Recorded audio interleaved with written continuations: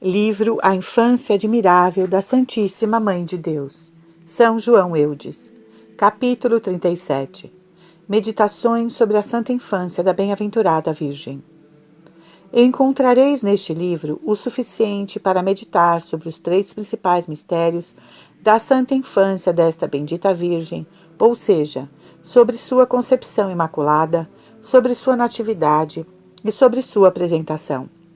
Não deixarei, contudo, de trazer aqui algumas meditações sobre o sagrado nome de Maria, sobre as razões pelas quais Deus quis que ela passasse pela etapa da infância, sobre a inocência e a simplicidade dessa amável menina, sobre sua humildade, sobre sua obediência, sobre sua caridade e mansidão, sobre seu silêncio e sobre sua virgindade.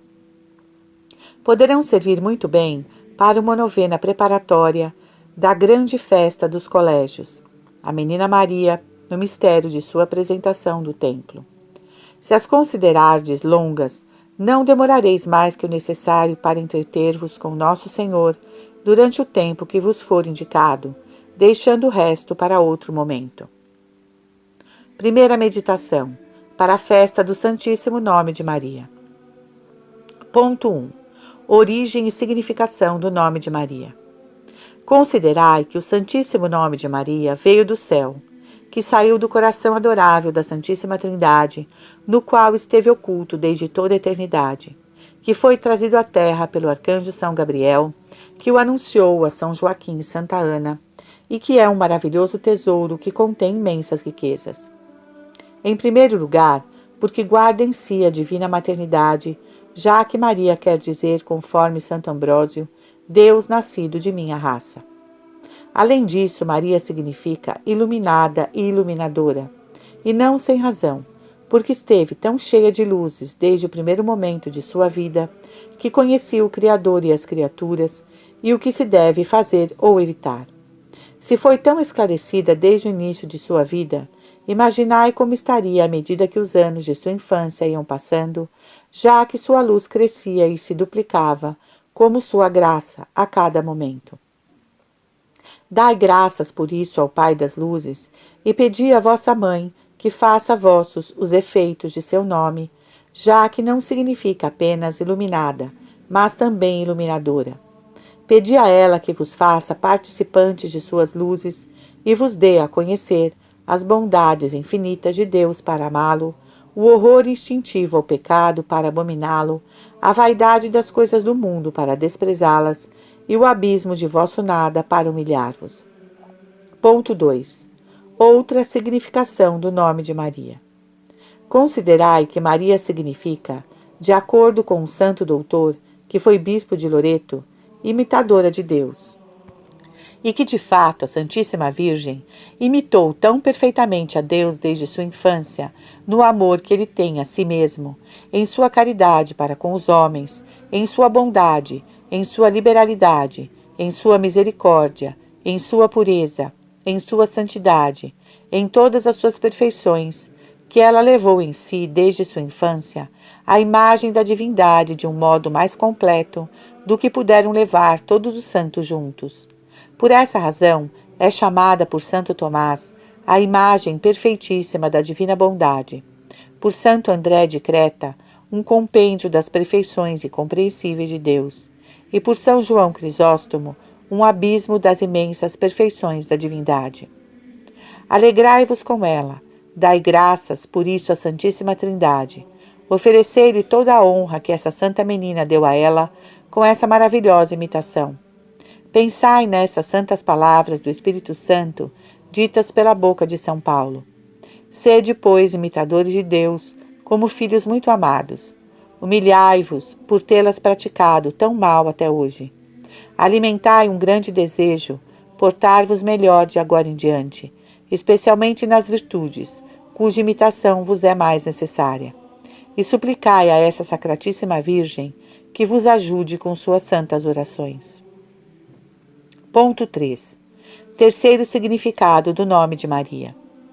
Considerai que Maria significa Senhora, e que de fato a gloriosa Virgem é, desde sua infância, Senhora soberana do céu e da terra, dos homens, dos anjos e de todas as criaturas, e que tem um poder absoluto no céu, na terra e no inferno, sobre os demônios, sobre as coisas corporais e espirituais e sobre todas as obras de Deus, por causa de 3 títulos.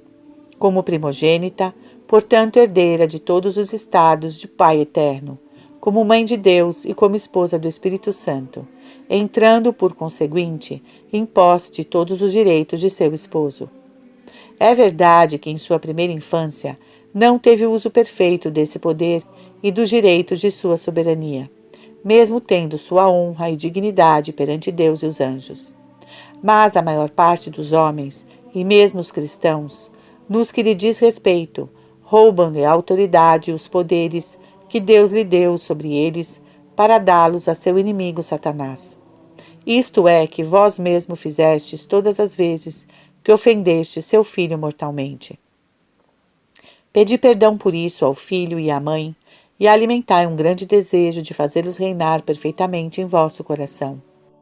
Para isso, avaliai os obstáculos que vos podem ser apresentados e tomai a resolução de fazer o que estiver ao vosso alcance para destruí-los, suplicando a bem-aventurada Virgem que faça aqui o uso de sua intercessão e do poder que recebeu de Deus. Jaculatória. Ó Clemens, ó Pia, ó Dulcis Virgo Maria. Ó Clemente, ó Pia, ó Doce Virgem Maria. Segunda meditação. Razões que nos obrigam a honrar e imitar a bem-aventurada Virgem em sua santa infância. Ponto 1. A excelência da santa infância de Maria. Considerai que estamos obrigados a honrar a Sacratíssima Virgem em sua infância.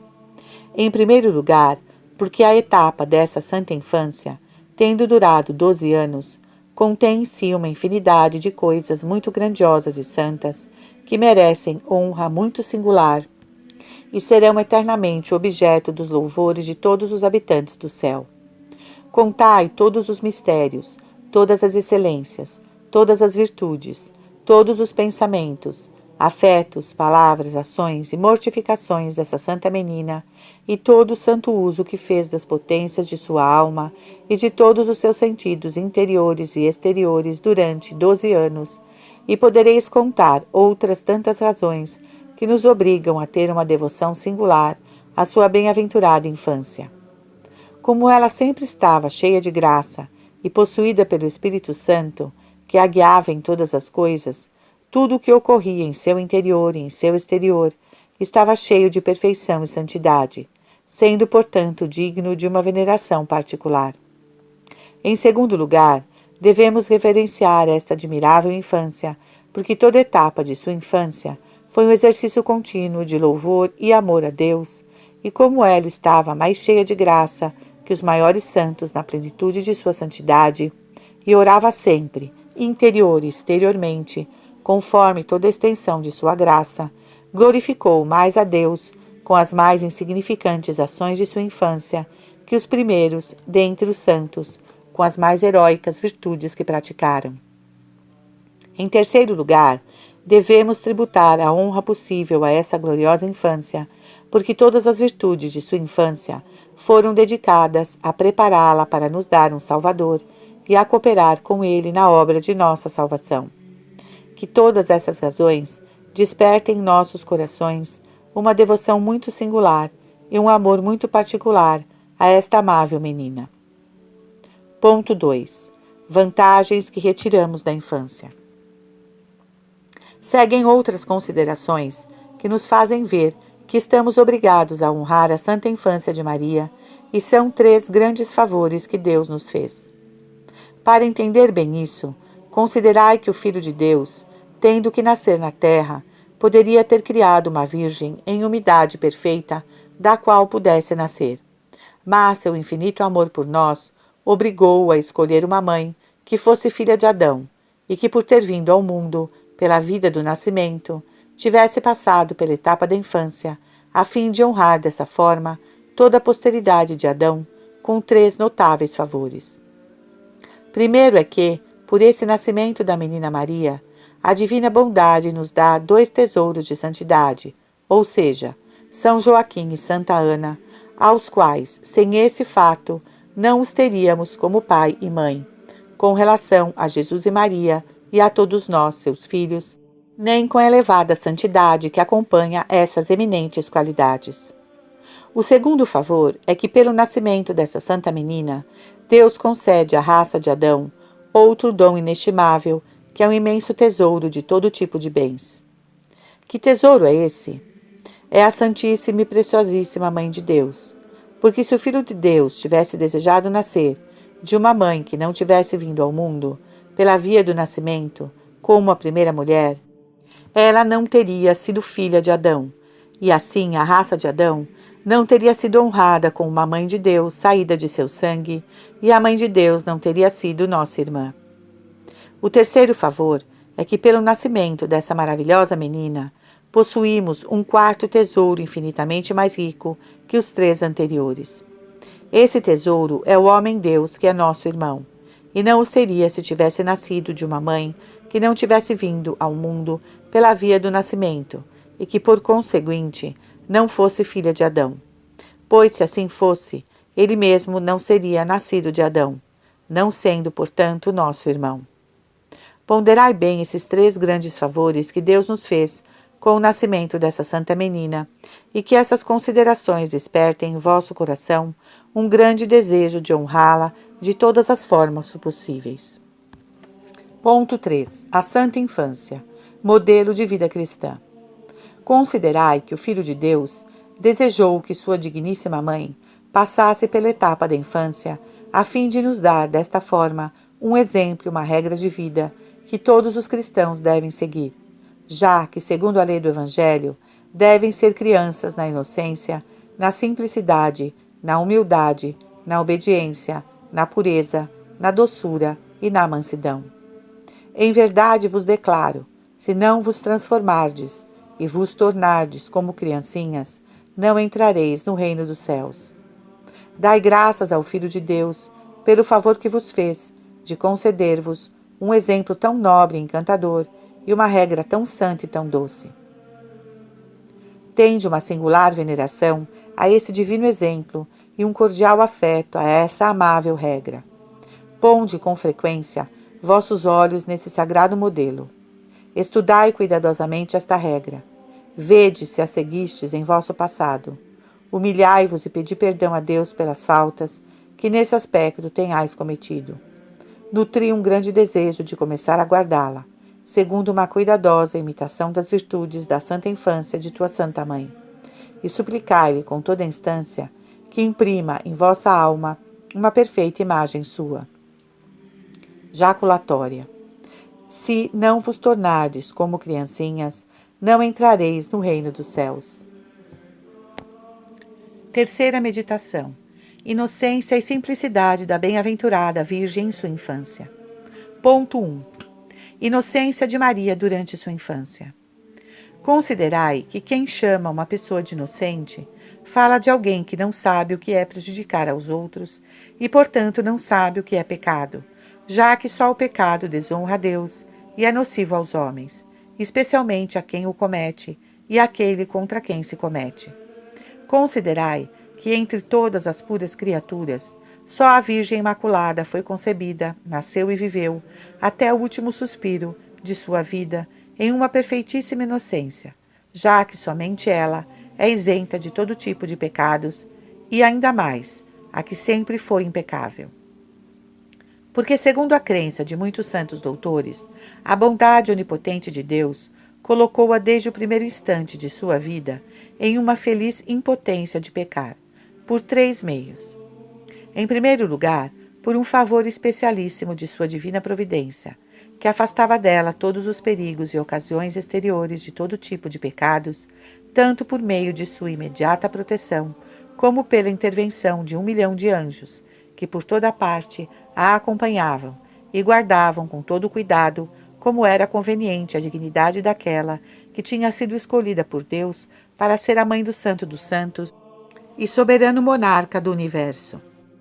Em segundo lugar, por uma grande luz interior a iluminar de tal modo seu espírito, que via clarissimamente os menores átomos de imperfeição e os menores perigos de vir a cair nela, e por uma abundantíssima graça, de que Deus a encheu desde o instante de sua concepção, para vencer de qualquer modo o pecado. Em terceiro lugar, pelo fogo sagrado de seu divino amor, que de tal maneira possuía e abrasava o coração dela, que ela se mantinha em um contínuo exercício do mais puro amor à sua divina majestade, sem interrupção alguma, sem relaxar, nem se cansar jamais. Tudo isso dava à sua vontade uma impotência moral de apegar-se a falta alguma, por pequena e leve que fosse. Dai graças a Deus por essa maravilhosa inocência de que revestiu essa Santa Virgem desde sua infância e desde o primeiro instante de sua vida. Tomai a firme resolução de imitá-la o quanto puderdes nessa santa inocência, evitando tudo o que possa fazer-vos ofender a Deus, ao próximo e à tua própria alma. Para isso, dedicai-vos o quanto puderdes ao exercício do divino amor, porque quanto mais amardes a Deus, mais longe essa vontade estará do pecado, por obra de seu divino amor. Oferecei vosso coração à Mãe do belo amor e suplicai-lhe que ponha nele uma centelhazinha da fogueira ardente que abrasou o dela desde sua infância. Ponto 2. Simplicidade de Maria durante sua infância. Considerai que a simplicidade cristã é uma virtude tão agradável a Deus que a palavra divina nos assegura que Deus tem suas delícias e complacências nos que agem com sinceridade. É uma virtude que destrói a multiplicidade nos pensamentos, nos desejos, nos afetos, nas palavras e ações, e que leva uma alma verdadeiramente simples a não ter mais que um pensamento, um desejo e uma única pretensão: agradar a Deus em todas as coisas. É uma virtude que modera a língua, fazendo com que alguém se abstenha de falar demais. É uma virtude que regula as ações, cortando as que são inúteis e só servem para dissipar o espírito e distrair o coração do que deve ser o único objeto de nossos afetos e pensamentos.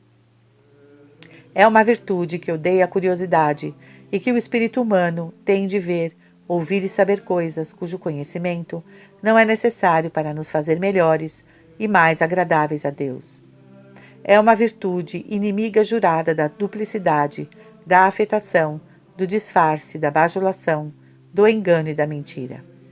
É uma virtude que nos faz amar e andar sempre pelo caminho reto da candura, da franqueza e da simplicidade da pomba, sem nos desviarmos para um ou outro lado.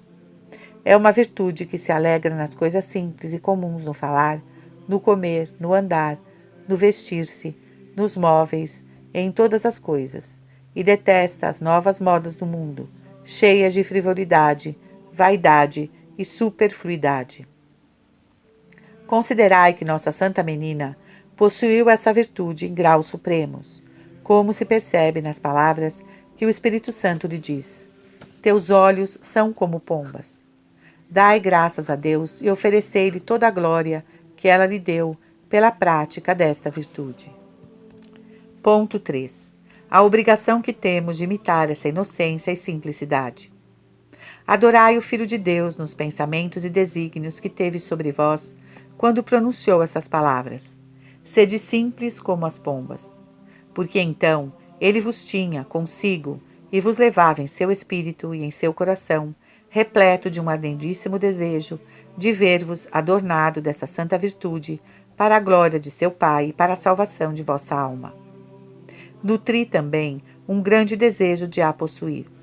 Examinai-vos cuidadosamente sobre as faltas que cometestes contra ela, com a multidão de desejos, afetos e pensamentos, com excesso das palavras ou ações, com a curiosidade de vossos olhos, de vossos ouvidos e de vossa imaginação, com vossos fingimentos, vossas afetações, mentiras e enganos, com a aversão que tivestes pelas coisas simples e comuns, com a inclinação às modas do mundo, etc. Em tudo isso, demonstrais um espírito muito oposto à bem-aventurada Virgem, cuja maneira de agir foi sempre muito simples e modesta. Pedi perdão a Deus por todas essas faltas e tomai uma firme e constante resolução de arrancar de vosso coração tudo o que de contrário à simplicidade cristã encontrardes nele e de imitar com tanta perfeição a simplicidade de nossa Santa Menina, que sejais do número daqueles chamados por São Paulo irrepreensíveis e inocentes como filhos de Deus. E possais dizer, com o mesmo São Paulo: a razão da nossa glória é esta, o testemunho da nossa consciência de que no mundo, e particularmente entre vós, temos agido com santidade e sinceridade diante de Deus, não conforme o espírito de sabedoria do mundo, mas com o socorro da graça de Deus. Jaculatória. Simples como filhos de Deus. Quarta meditação. Humildade da bem-aventurada Virgem em sua santa infância. Ponto 1. Razões pelas quais Deus ama a humildade. Considerai as razões pelas quais Deus ama tanto a humildade e abomina tanto o orgulho, a ambição e a presunção. São 3 as principais. Primeira, Deus ama infinitamente a verdade, porque é a essência da verdade, e odeia infinitamente a mentira, porque é inimiga da verdade. Tende por isso um amor infinito à verdade e um ódio enraizado do orgulho, tendo em vista que a humildade e a verdade são a mesma coisa, como o orgulho e a mentira são o mesmo. Afinal, que a humildade, senão uma muito baixa estima de nós mesmos, se temos o verdadeiro conhecimento de que nada somos, podemos e temos de nós mesmos, senão um abismo de pecado e de miséria? E que é o orgulho, senão uma muito grande estima de nós mesmos, crendo que somos algo, o que é engano e falsidade? Quem pensa ser alguma coisa não sendo nada, engana-se a si mesmo, diz São Paulo. Segunda, Deus ama infinitamente a justiça, porque é a própria justiça, e odeia infinitamente a injustiça, como inimiga da justiça, e portanto de si mesmo. Por isso ama a humildade, uma espécie de justiça que nos faz dar a Ele a honra e a glória que lhe são devidas, e odeia a soberba, uma injustiça que rouba de Deus sua glória para atribuí-la a si mesma. Terceira, Deus abomina toda idolatria, porque dá a criaturas honras soberanas que só são devidas ao Criador, e ama soberanamente a virtude da religião, porque faz com que rendamos a Ele os louvores que lhe pertencem. É por isso que detesta o orgulho, já que idolatra a si mesmo, colocando-se no lugar de Deus e até levantando-se acima dele, quando deseja que seus interesses, suas satisfações, sua vontade e sua glória sejam preferidos à vontade e à glória de Deus. E ama a humildade, já que está animada do espírito da religião, que nos obriga a dar a Deus a honra e a glória por todas as coisas. Adorai no próprio coração de Deus esse amor infinito que Ele tem pela humildade e pedi-lhe que imprime em vosso coração esses 2 sentimentos de amor e de ódio. Ponto 2. Humildade de Maria em sua infância. Considerai como Deus imprimiu no coração dessa santa menina esses 2 sentimentos de amor à humildade e de ódio à soberba, mais profundo e perfeitamente que em todos os corações dos santos e anjos juntos. Por essa razão, ela teve desde sua infância mais horror ao orgulho e à ambição, e mais amor à humildade que todos os santos na maturidade. É a primeira virtude que Maria praticou no primeiro instante de sua vida. Jamais preferiu a si mesma em detrimento de alguém, mas antes se submeteu a todos, considerando-se e tratando-se como última de todas as criaturas, alegrando-se quando assim a tratavam. Porque a luz de que estava cheia desde o momento de sua concepção, a fez ver claramente que, sendo filha de Adão, teria contraído a culpa original se Deus não a tivesse preservado dela e, consequentemente, teria sido capaz de cometer todos os pecados do mundo, dos quais é fonte e manancial a culpa de origem. Essa humildade é o que atraiu para ela todas as graças com que Deus a enriqueceu e que a tornou digna de ser mãe de um Deus e rainha do céu e da terra. Dai por isso graças àquele que resiste aos soberbos e dá a sua graça aos humildes, àquele que humilha os primeiros e exalta os últimos, e oferecei-lhe toda a glória que essa humilíssima Virgem deu a ele pela prática dessa virtude em sua santa infância e em todo o resto de sua vida. Ponto 3. Necessidade que temos da humildade. Considerai que a prática da humildade Não é uma coisa de puro conselho, um detalhe de perfeição, mas um mandamento e uma obrigação. Pois nosso Senhor nos declara que se não formos pequenos e humildes como crianças, não entraremos no reino dos céus. Considerai que os terríveis castigos impostos pela ira de Deus aos anjos apóstatas, a Coré, Datã, Abirã e muitos outros soberbos, devem nos levar a detestar o orgulho tão abominável perante Deus, e que os exemplos maravilhosos de humildade prodigiosa de nosso Salvador e de sua bem-aventurada Mãe, e de todos os santos, nos devem estimular a amar a humildade que Deus ama tão ardentemente. Nutri, pois, um grande desejo de praticar essa santa virtude e de fugir de tudo que for contrário a ela. Para isso, fazei o bom exame de vossos pensamentos, sentimentos, afetos, palavras e ações, para reconhecerdes o que podeis ter de contrário à humildade. Vede que estima tendes de vós mesmo. Por que motivos fazeis vossas boas obras? Como recebeis os desprezos e humilhações que vos sobrevêm? As honras e louvores que vos tributam, os avisos que vos dão e as correções que vos fazem?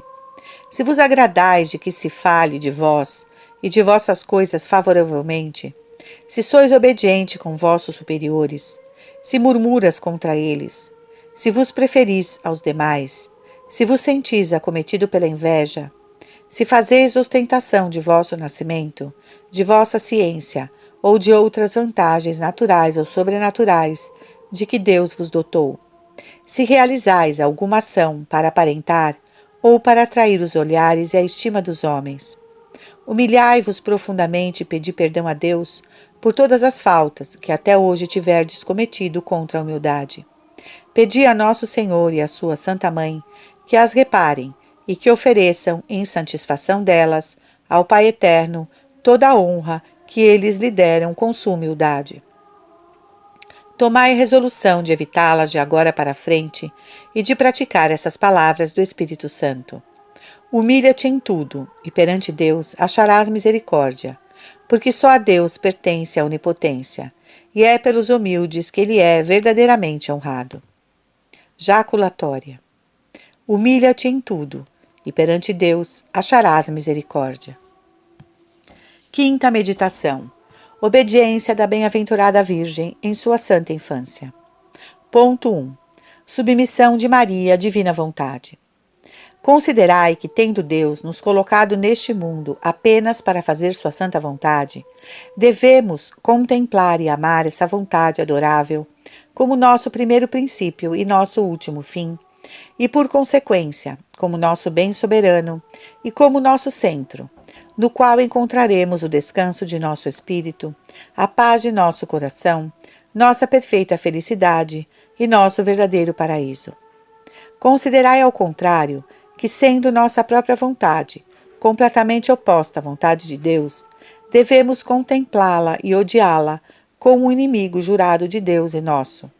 Devemos tratá-la, conforme São Bernardo, como uma fera perversa, como uma loba feroz, como a origem do inferno, já que ele não existiria sem ela, como a mãe de todas as abominações da terra, como uma serpente cheia de veneno, como um detestável assassino que mata nosso corpo e nossa alma, e até como um execrável deicida, pois enquanto está nela, mata a Deus, afirma o santo.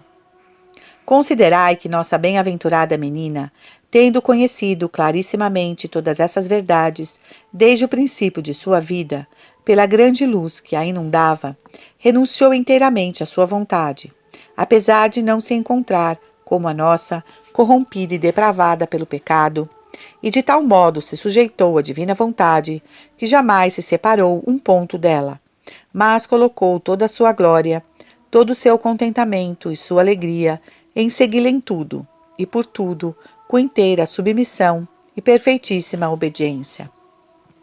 Bendizei a Deus, que concedeu essa graça a Maria, e oferecei à sua divina majestade toda a glória que ela lhe deu com essa virtude, em reparação de todas as rebeliões e desobediências à sua santíssima vontade. Ponto 2. Obediência da Santíssima Virgem a todos os que tinham autoridade sobre ela. Considerai que nossa Santa Menina não só se submeteu a Deus imediatamente, mas foi sempre obedientíssima a todas as suas divinas vontades que lhe foram manifestadas por seus santos mandamentos, pela lei de Moisés, por seus pais e por todos os seus superiores, nos quais enxergava e honrava a Deus, a cuja voz obedecia como a voz de Deus. Sentia-se muito feliz por estar sob a direção dos demais e jamais causou o mínimo de sabor às pessoas que a dirigiam. Não só isso, estava disposta a obedecer, segundo Deus e por Deus, a todo tipo de pessoas, conforme essas santas palavras. Por amor do Senhor, sede submissos, pois a toda autoridade humana. Enfim, jamais se viu alguém tão dócil e obediente, e como jamais houve humildade tão profunda, também tampouco se viu obediência tão perfeita. Era uma obediência cega, pronta, pontual e alegre, porque essa santa menina não tinha outra alegria, nem outras delícias, que seguir em tudo e por tudo a amabilíssima vontade de Deus, manifestada pelas pessoas colocadas em seu lugar. Dai graças por isso à sua divina majestade e oferecei-lhe toda a honra que essa humilíssima menina lhe deu pela prática dessa virtude, em satisfação das faltas que contra ela tenhais cometido. Ponto 3. É preciso renunciar à nossa própria vontade para fazer a divina. Considerai que a bênção e a paz de vossa alma, o paraíso de vosso coração e vosso soberano bem, consistem em seguir, em tudo e por tudo, a santíssima vontade de Deus, manifestada a vós por seus divinos mandamentos, pelos de sua Igreja, pelas regras e obrigações de vosso Estado e por todas as pessoas que ocupam o lugar de Deus. A obediência é a mãe da felicidade, afirma um santo doutor. Considerai, em segundo lugar, que para seguir a vontade de Deus é preciso que renuncieis à vossa, já que a divina e a humana são tão opostas como Deus e o diabo, como Jesus Cristo e o Anticristo, pois nossa própria vontade está corrompida e envenenada pelo pecado. Considerai ainda que para determinar-vos a renunciar a ele, deveis tê-la como inimigo jurado de vossa eterna salvação. A nada deveis temer tanto, já que é a mãe do pecado, e, portanto, o manancial de todos os males e desgraças da terra e do inferno. É um dragão que, se não o aniquilardes, irá afogar-vos. Deveis temê-lo mais que todos os dragões da terra e do inferno, porque esses são cães acorrentados que só podem morder os que se lançam a seus dentes. Mas a vontade própria é uma serpente que possuís dentro de vossas entranhas. Para isso, empenhai-vos em destruí-la, imitando a perfeita obediência de nossa Santa Menina. Examinai-vos sobre as faltas que tenhais cometido a esse respeito, em pensamentos, palavras, obras ou omissões, e pedi perdão a Deus por elas. Suplicai-lhe que vos conceda a graça da correção, tendo por medianeira a bem-aventurada Virgem. Por fim, gravai em vosso coração essa verdade infalível. A bênção de Deus acompanha sempre a obediência, e sua maldição é inseparável da desobediência. Esforçai-vos por imitar de tal maneira Jesus e Maria em sua submissão à divina vontade, que o Pai Eterno possa chamar-vos depois de seu Filho, o homem de sua vontade. Jaculatória. O homem obediente cantará a vitória. Sexta meditação. Caridade e doçura da bem-aventurada Virgem em sua santa infância. Ponto 1. Caridade universal de Maria.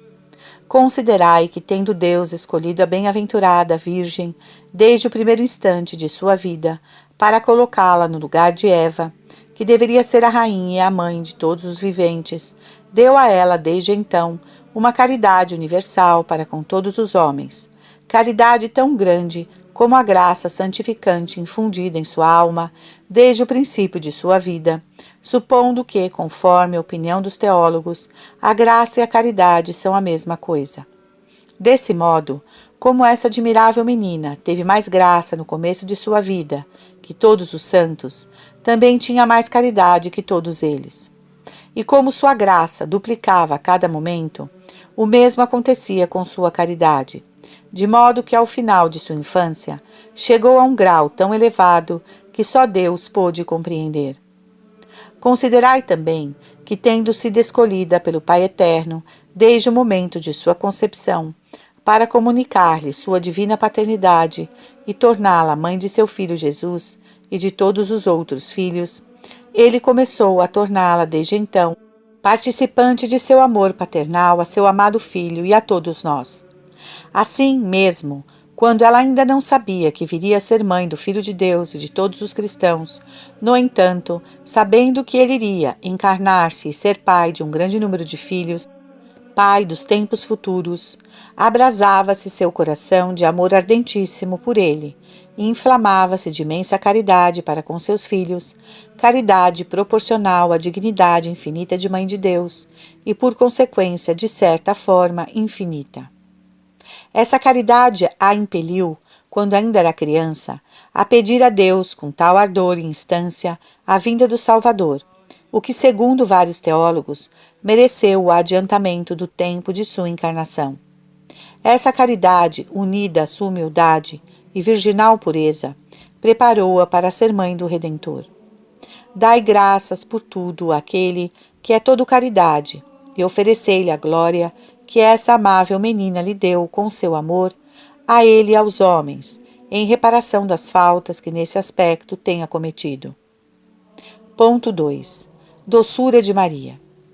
Considerai que a Sacratíssima Virgem, como entre as puras criaturas, é a pessoa mais poderosa depois do Pai Eterno, por uma comunicação muito singular em que esse adorável Pai lhe outorgou o seu infinito poder, e como é a pessoa mais sábia e esclarecida, abaixo do Filho de Deus, por uma suprema participação da sabedoria imensa desse mesmo Filho, assim também ela é a mais doce, benigna e bondosa do universo, depois do Espírito Santo, por uma abundantíssima efusão que esse Espírito suavíssimo e benigníssimo realizou de sua incompreensível doçura e delicada bondade em seu coração virginal, desde que tomou posse dele, isto é, desde o primeiro instante de sua vida.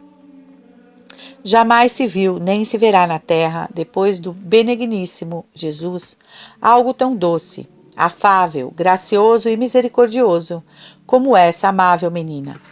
Sua caridade benigníssima e sua muito caritativa benignidade se estendiam não só a seus amigos e às pessoas indiferentes, mas até aos seus mais cruéis inimigos, ou seja, até aos inimigos do Salvador do mundo.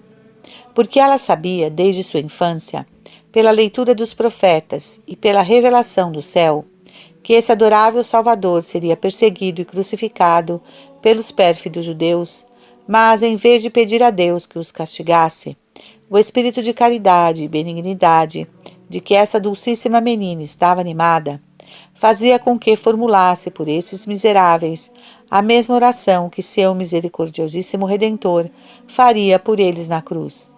Perdoa-lhes, porque não sabem o que fazem. Ó amabilíssima menina, não me espanta que vosso divino esposo diga que vossos lábios só destilam mel e doçura, que vossa língua está embebida de mel e leite, e que vosso espírito é mais doce que o mel, nem que a Santa Igreja nos pregue tanto vossa benignidade.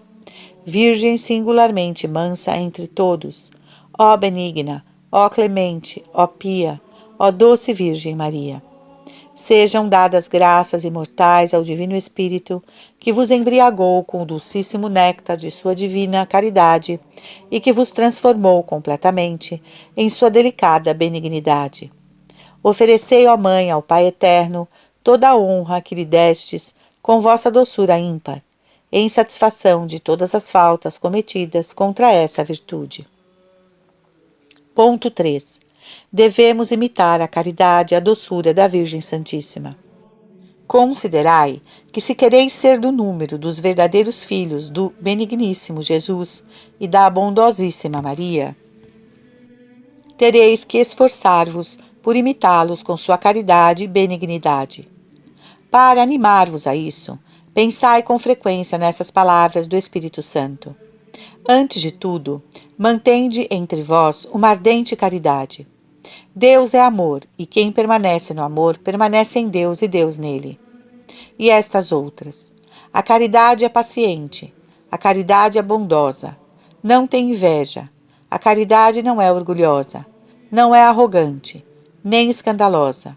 Não busca os próprios interesses, não se irrita, não guarda rancor, não se alegra com a injustiça, mas se rejubila com a verdade. Tudo desculpa, tudo crê, tudo espera, tudo suporta. Ouvi sobretudo a voz de vosso Salvador que vos diz: Este é o meu mandamento, amai-vos uns aos outros como eu vos amo. Aprendei de mim que sou manso e humilde de coração. E estas palavras de vossa Santa Mãe: Meu espírito é mais doce que o mel. Nutri um grande desejo de fazer um santo uso de todas essas palavras. Examinai-vos quanto às faltas do passado, em pensamentos, sentimentos, afetos, palavras, ações e omissões. Pedi a Deus que as perdoe. Suplicai ao Filho de Deus e à Santa Mãe de Deus que as repare, que vos façam participante de sua admirável caridade e que destrua em vós, a todo custo, toda ideia contrária. Jaculatória. Meu espírito é mais doce que o mel. Sétima meditação. Silêncio da bem-aventurada Virgem em sua santa infância. Ponto 1. Silêncio de Cristo Nosso Senhor em sua vida mortal. Considerai que o silêncio é maravilhosamente agradável a Deus, já que o Filho de Deus, palavra eterna do Pai, vindo a este mundo para falar aos homens, para pregar a eles e instruí-los, e que tinha coisas tão grandes, importantes e necessárias a dizer-lhes, passou, no entanto, quase toda a sua vida em silêncio, observando perfeitissimamente a regra que seu pai lhe tinha dado a guardar em sua infância, em sua vida oculta, até a idade de 30 anos, em sua solidão no deserto e em sua santa paixão, sem que jamais se dispensasse dele, mesmo tendo, muitas vezes, grandes razões para fazê-lo, como quando os santos reis chegaram de longe adorá-lo e quando Herodes o procurou para matá-lo. Não satisfeito em guardar silêncio em sua vida mortal e passível, ainda o guarda, desde que está em sua vida gloriosa e no Santíssimo Sacramento do altar, há mais de 1900 anos. Considerai as razões que nosso Salvador teve para guardar tão rigoroso silêncio. A primeira é para nos ensinar que Deus é muito mais glorificado no silêncio, porque tendo vindo o Filho de Deus à terra primeira, e principalmente para honrar seu Pai, e conhecendo muito bem os meios pelos quais poderia glorificá-lo, ao escolher o silêncio nos prova, infalivelmente, que este é o meio mais excelente de honrar a Deus e agradá-lo. Ponto 2. O silêncio de Maria. Considerai como a bem-aventurada Virgem esteve possuída e animada desde sua infância do mesmo Espírito de quem iria guiar aquele de quem iria ser mãe, e como desde então começou a praticar o que o Espírito Santo ensinaria a todos os fiéis pela boca de São Paulo. Tende em vós os mesmos sentimentos de Cristo Jesus. Desde então, ela amou o que devia amar e abominou tudo o que devia abominar. Por isso teve uma afeição singular ao silêncio e uma grande aversão ao falar muito. Ademais, nem no Evangelho, nem na história eclesiástica, nem em livro algum, lemos a respeito dela que tenha dito uma só palavra durante sua infância, seja enquanto viveu na casa de seus pais, seja quando saiu dela para apresentar-se a Deus, seja enquanto teve sua morada no templo. E no Sagrado Evangelho, só encontramos que tenha falado mais que 7 vezes em toda a sua vida, e mesmo assim, muito pouco a cada vez. Ó Santíssima Virgem, eu vos entrego meu coração e minha língua. Tomai plena e perfeita possessão de um e outra.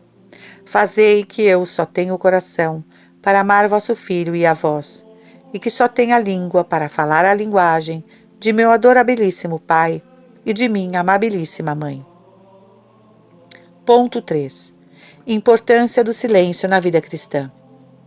Considerai atentamente essas palavras do Espírito Santo que fala pela boca de São Tiago. Também a língua é um fogo, um mundo de iniquidade. É a fonte das blasfêmias, das impiedades, das maldições, das calúnias, das mentiras e murmurações, dos perjúrios e falsos testemunhos, das zombarias e enganos, das palavras injuriosas e atrevidas, das palavras lascivas e de uma infinidade de pecados. Deus ama infinitamente o silêncio, precisamente por isso, porque Ele preserva a alma de todos esses pecados e de todos os males que provocam. Por isso o Espírito Santo clama, pela boca do mesmo apóstolo São Tiago: se alguém pensa ser piedoso, mas não refreia sua língua e engana o seu coração, então é vã sua religião. E ao contrário, se alguém não cair por palavra, este é um homem perfeito. Deus também ama o silêncio, porque é um sacrifício que fazemos da paixão e grande inclinação que temos de falar. Sacrifício que é tão agradável a Ele, que considera bom nos abstermos, às vezes até das palavras boas, conforme está nos Salmos. Emudeci, humilhei-me, e me abstive de responder mesmo coisas boas. Nosso Senhor e sua Santa Mãe se abstiveram de dizer muitas coisas santas e boas, porque não podiam dizer outro tipo de coisas. São João Batista esteve quase 30 anos no deserto sem falar, tendo se retirado para ele, a fim de que sua vida não fosse manchada com a mais leve falta. Por isso, se tem visto tantos milhares de santos passarem suas vidas inteiras na solidão e no silêncio. Por isso, enfim, todos os fundadores das santas ordens que existem na Igreja recomendaram tanto o silêncio e a mortificação da língua nas regras estabelecidas por elas, e com razão, porque os louvores, mesmo que nossa língua dão a Deus, são apenas hipocrisia, conforme a palavra de nosso Salvador, quando só procedem da língua, sem que o coração tome parte nelas. Santo Agostinho diz: a voz da língua não é escutada por Deus se não está unida à do coração. Deus não tem ouvido para ouvir a língua, se ela não fala com o coração. Sendo assim, quanto deverei estimar o silêncio? Que desejo devo ter de imitar essa santa menina?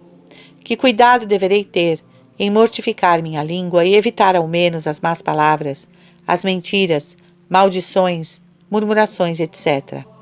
Por fim, não esqueçamos que nosso Senhor Jesus Cristo disse que nos pedirá contas, no grande dia do juízo, de toda a palavra ociosa que tenhamos dito. Peçamos a Ele perdão de todos os pecados que tenhamos cometido pelo mau uso da língua.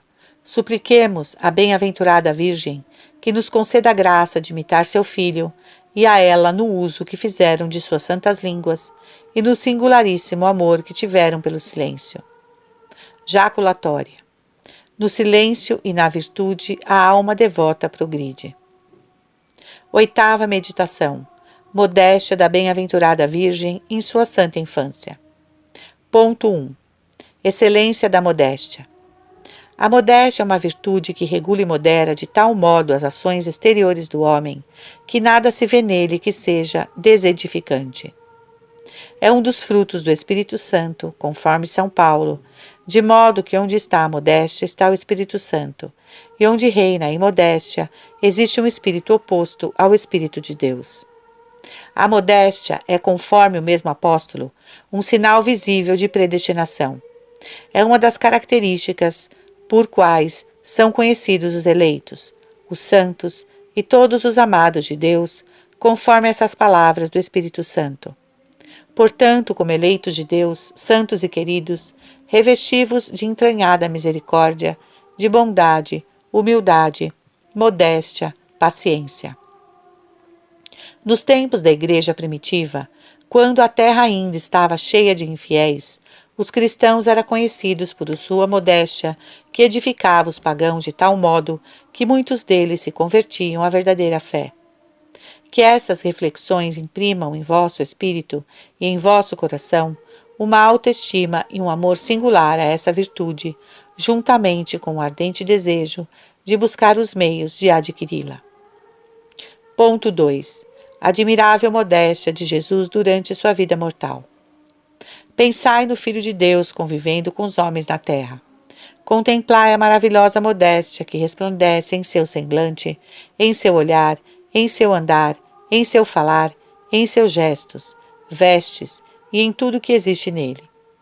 Um dia, a bem-aventurada Virgem declarou a Santa Brígida que estava dotada de uma formosura, de uma doçura e de uma modéstia tão encantadoras que seu aspecto dava consolo e alegria não apenas a gente de bem, mas também aos maus e ainda a seus inimigos, e que os judeus, quando se viam em alguma tristeza ou aflição, diziam-se uns aos outros: vamos ver o filho de Maria, pois ao vê-lo seremos consolados. Adorai vosso Salvador nessa admirável modéstia, dai graças a ele pela honra que tributou a seu Pai e pelo exemplo dessa virtude que nos legou. Desenvolvei um grande desejo de praticá-la, unida a ele e por seu amor. Pedi a ele para esse fim sua santa graça e o favor de destruir em vós todo sentimento contrário. Ponto 3. Modéstia angelical da Virgem Santíssima. Põe diante vossos olhos a modéstia angelical da pequena Maria. Depois da modéstia de Jesus, não houve semelhante.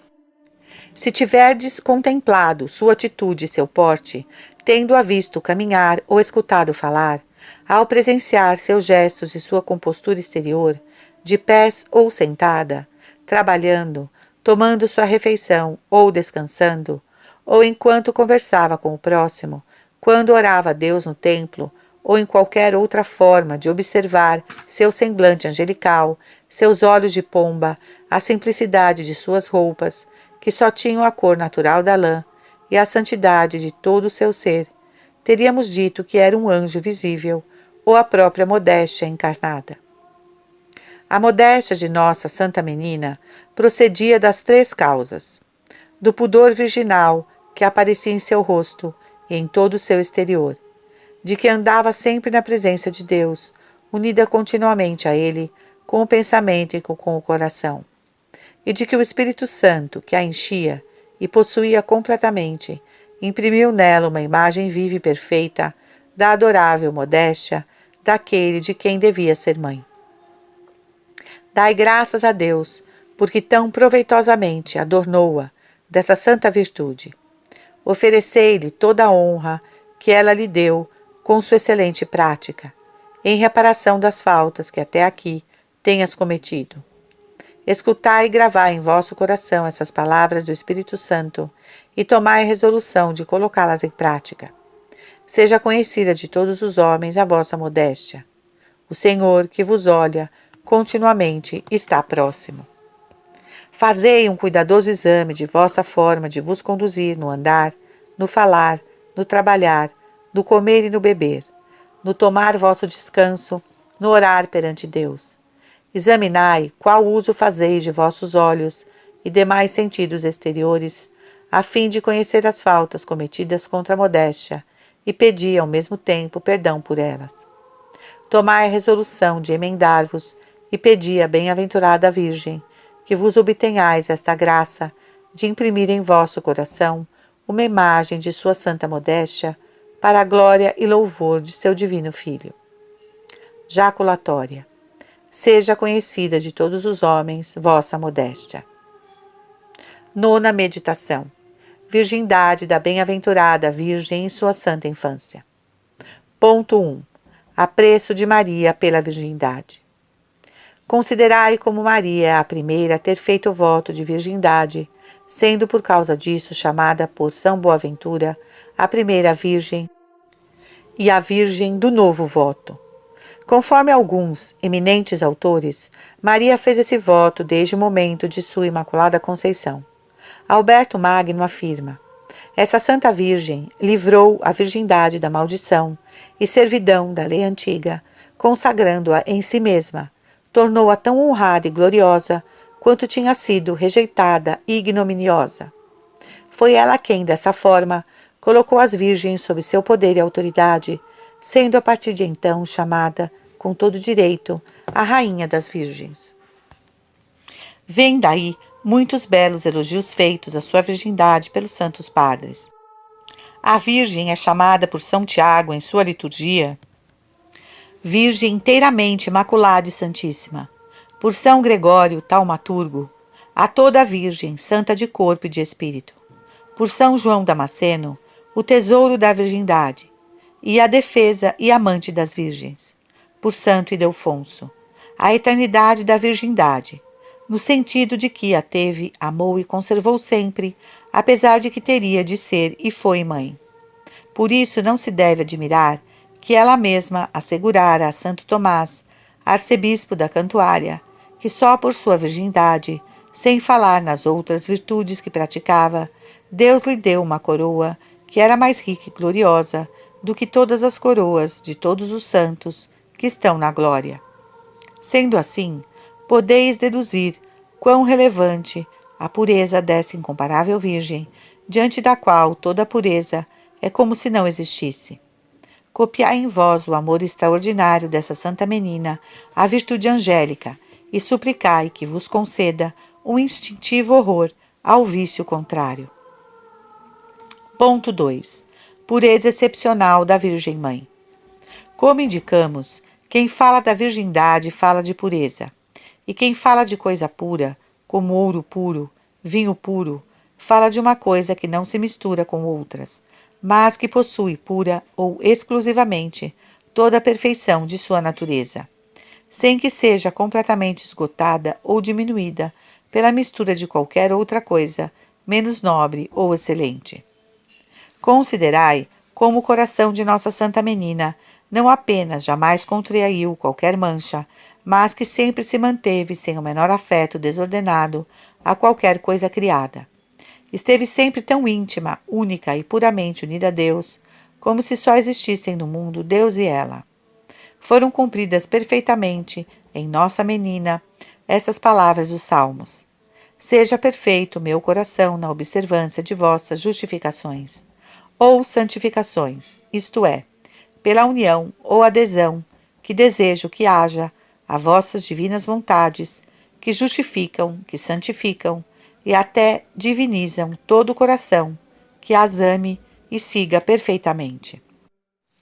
Dessa forma, o coração santíssimo da Rainha de todos os santos foi sempre imaculado, conservando-se em uma pureza e santidade tão eminentes que obteve, como diz Santo Anselmo, a reparação do mundo. Essas são as palavras desse Santo Padre. A puríssima santidade e a santíssima pureza do puríssimo coração de Maria superam incomparavelmente todas as purezas e santidades de todas as criaturas.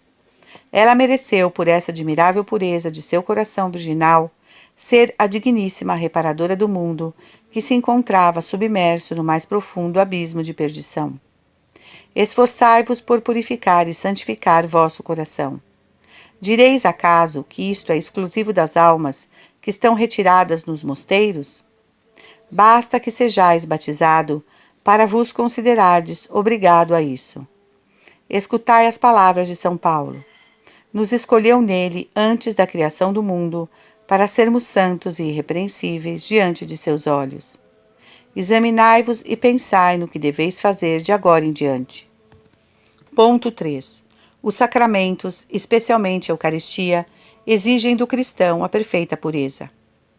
Considerai como deveis ser puro e santo, especialmente por causa dos sacramentos que recebeis, sobretudo o da comunhão. Quem será mais puro e santo de corpo e de espírito, senão o que diariamente recebe em seu corpo, em seu coração e em sua alma, o sacratíssimo corpo, o puríssimo coração, a santíssima alma e o preciosíssimo sangue do Filho de Deus, com toda a plenitude de sua divindade? Não é esse o manancial inesgotável de toda a pureza e santidade?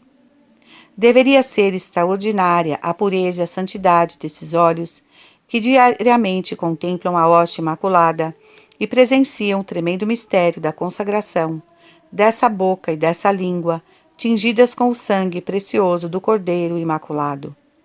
Ó cristão, sede vós quem fordes, se comungais, estais obrigado a uma grande pureza e santidade. Vossa vida e vossos costumes devem ser santos. Santo deveis ser em vosso interior e em vosso exterior, em vossos pensamentos, em vossas palavras, em vossas ações, em vossa conversação com o próximo, em tudo e por tudo. Ó Santa Menina, dirigi um olhar a este vosso Filho, frágil e miserável. Obtende-me de vosso Santíssimo Filho a divina graça que torna possível e fácil o que é impossível à fraqueza humana. Estou convencido, ó Mãe, de que com essa divina graça é muito mais fácil ser puro e imitar-vos do que seguir a corrupção do mundo e as sugestões do demônio. Fazei-me participante da divina virtude com que Deus fortificou o vosso santo e virginal coração. Ó grande princesa, dai-me força e virtude contra todo tipo de inimigos. Empregai vosso poder em destruir em mim tudo aquilo que desagrade a vosso divino Filho, e que de uma vez por todas se estabeleça em meu coração o reino de sua glória e de seu amor. Jaculatória. Nos escolhei para sermos santos e irrepreensíveis diante de seus olhos. Oração das meninas à admirável Menina Maria, para oferecer-se e consagrar-se à sua santa infância. Santíssima e amabilíssima menina, eis-me aqui a vossos pés com alma e coração, com todo o respeito e a humildade que me é possível, e unindo-me a todo o amor e a toda a devoção de todos os corações que vos reverenciam e amam, saúdo-vos e glorifico-vos, como me é possível na etapa de vossa santa infância. Ó admirável menina, filha unigênita do Eterno Pai, mãe de Filho de Deus, esposa do Espírito Santo, em união ao amor infinito com que o Pai vos escolheu, desde o primeiro instante de vossa vida, por sua filha, o Filho por sua mãe e o Espírito Santo por sua esposa. Eu vos escolho hoje por minha soberana Senhora e patrona, por minha Mãe honorabilíssima e por Rainha de meu coração, em união ao amor incomparável com que o Verbo Eterno se deu a vós, para ser vosso Filho, dando-se ainda desde o primeiro momento de vossa vida, para ser o Filho de vosso coração, já que desde então o formaste e fizestes nascer em vosso coração infantil. Ofereço-vos, entrego-vos e consagro etapa de minha inocência e de toda a minha vida, a glória e louvor de vossa santa infância, protestando o desejo de que todo o meu ser, meu corpo, meu coração, minha alma, todos os meus pensamentos, palavras e obras, todas as dependências e possessões de minha vida, sejam inteira e irrevogavelmente dedicadas e consagradas ao louvor de vossa gloriosa infância. Ó menina incomparável, empregai todo o poder que Deus vos deu para tomar uma inteira e perfeita posse de tudo o que há em mim e para dispor absolutamente de tudo da maneira mais agradável a vosso Filho. Destruí totalmente o que em mim vos desagradar e imprimi em meu interior e em meu exterior uma imagem viva da inocência, da simplicidade, da obediência, da paciência, da humildade, da caridade, do menosprezo do mundo, do desprendimento de todas as criaturas, da pureza, do silêncio, da doçura, da modéstia e de todas as demais virtudes de vossa bem-aventurada infância, e tudo isso unicamente para a glória de vosso amado Filho, a fim de que eu seja do número dos filhos de seu coração e do vosso, no tempo e na eternidade. Bem-aventurado São Gabriel, bem-aventurado São Joaquim, bem-aventurada Santa Ana, anjos e santos todos, ajudai-me com vossas santas orações a conseguir, de minha divina Mãe, o efeito de minha petição, a fim de que eu seja digna de louvar, amar e glorificar com ela e convosco a Santíssima Trindade, pelos séculos dos séculos. Amém. Será muito desejável renovar essa consagração todos os anos no dia da apresentação ou no dia 8 de cada mês, dia dedicado especialmente a honrar a divina infância da Sacratíssima Mãe de Deus.